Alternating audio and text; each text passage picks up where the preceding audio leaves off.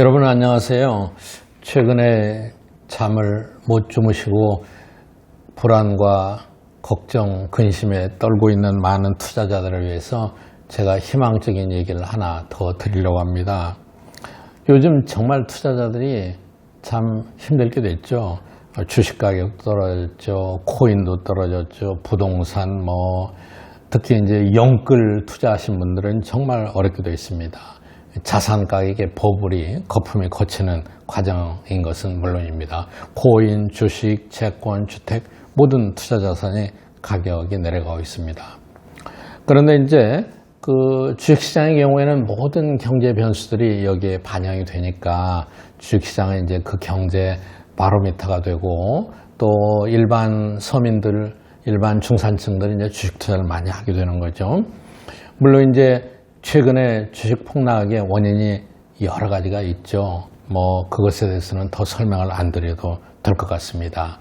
그런데 지금 미국의 S&P 500, 나스닥, 다우 이게 3대 지수잖아요. 여기에 영향을 많이 받습니다. 그런데 여기 이 지수들이 올해 들어서 상반기에 거의 한 20% 내외 떨어졌습니다.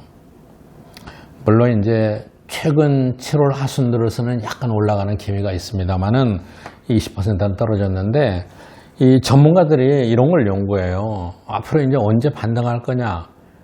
그건 아무도 예측 못 합니다. 여러분 예측을 못 한다고 경제학자들을 비난하지 마세요. 모든 상황을 다 우리가 알 수 있는 건 아니잖아요. 그건 이제 점쟁이한테 물어봐야 될 것 같아요. 근데 점쟁이는 과학적이 아니잖아요. 여러분 아주 유명한 의사가 있다고 가정하자고요. 아주 명의가 있는데 명의가 여러분은 진찰하면서 병이 발생할 것이라고 예측하지는 않잖아요. 왜냐? 병이라는 건 너무나 많은 요인에 의해서 생기기 때문에 그거를 의사가 예측하는 건 아니죠. 물론 이제 예를 들어서 담배를 피우지 말고 술을 많이 마시지 말고 이러면은 건강해질 겁니다. 이렇게 얘기할 수는 있죠. 경제학자도 그런 권고는 합니다. 경제학자가 할 수 있는 거는 그럼 어떻게 하느냐? 과거의 여러 가지 자료들을 역사적인 자료를 분석해서 여기서 이제 해답을 끌어내는 거예요.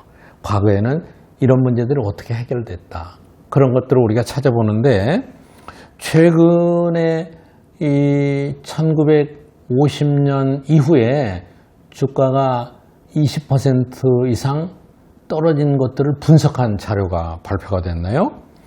대공황은 1930년대에 있지만은 70년대 석유파동도 있었고 97년에 외환위기도 있었고 여러 가지 금융위기 겪었잖아요. 그래서 이거를 분석을 했더라고요. 그런데 이걸 보니까는 지난 1950년 이후에 70년 동안 주가가 20% 이상 폭락한 경우가 여러분 몇 번이나 있었을 것 같아요? 물론 이제 S&P 500을 기준으로 해서요. 9번 있었더라고요. 70년 동안 9번 있었어요. 그런데 놀라운 것은요. 이 9번 중에 8번은 3년 내 주가가 모두 회복됐어요. 그리고 3년 후에 보니까 주가가 29%나 상승했습니다. 특히 더 고무적인 현상은 과거의 자료를 볼 때 1년 후에 바로 회복하는 경우도 9번 중에 7번이나 발생했어요. 1년 뒤에 15% 정도 평균적으로 상승을 했습니다. 여러분 이 자료 화면에서 제가 자세히 설명을 드릴게요. 이 S&P 500이 20% 이상 떨어진 경우 1950년 이후에 연도를 쭉 여기 적어놨죠. 처음은 57년 10월 21일 그렇죠? 그리고 62년 5월 28일 이게 맨 왼쪽이 칼럼의 날짜입니다. 이때 이제 20% 이상 폭락했는데 자, 맨 처음에 57년에 발생했던 것은 6개월 뒤에 9%가 상승했죠. 그리고 1년 뒤에는 31%가 상승하고 2년 뒤에는 46%가 상승했습니다. 3년 후에는 40%가 상승했어요. 이 자료들을 쭉 모으니까 맨 밑에 평균하고 그리고 그 상승률에 대한 확률이죠. 그 뭐냐, 6개월 뒤에 상승했던 했었던 것이 60%였어요. 그러니까 9번 중에 60%는 6개월 내에 상승을 했고 4% 상승했고, 그 다음에 1년 뒤에 상승하는 것은 한 70%의 경우에 상승하고 15% 상승했다. 이런 얘기가 되는 것입니다. 이 자료를 보면은 여러분 어때요? 상당히 고무적인데, 이 자료에서 보면요, 제일 오래 갔던 것이 언제냐, 맨 밑에서 세 번째예요. 2000년도에 있었던 거예요. 이거는 그 6개월 뒤에도 마이너스 7%, 1년 뒤에도 마이너스 1%, 2년 뒤에는 오히려 마이너스 27%, 그리고 마이너스 6%, 이런 결과를 가져왔네요. 2020년 보시겠어요? 2020년 맨 밑에 있는 건데, 이거는 어때요? 코로나로 그랬죠. 코로나가 전 세계 확산됐을 때 주가가 역시 20%에서 폭락했습니다. 근데 6개월 뒤에 무려 35% 올라갔고요. 1년 뒤에 59%, 그리고 2년 뒤에 72%. 3년이 올해채인데 3년 뒤에는 이거보다는 좀 낮아질 것 같아요. 올해 주가가 떨어지고 있으니까.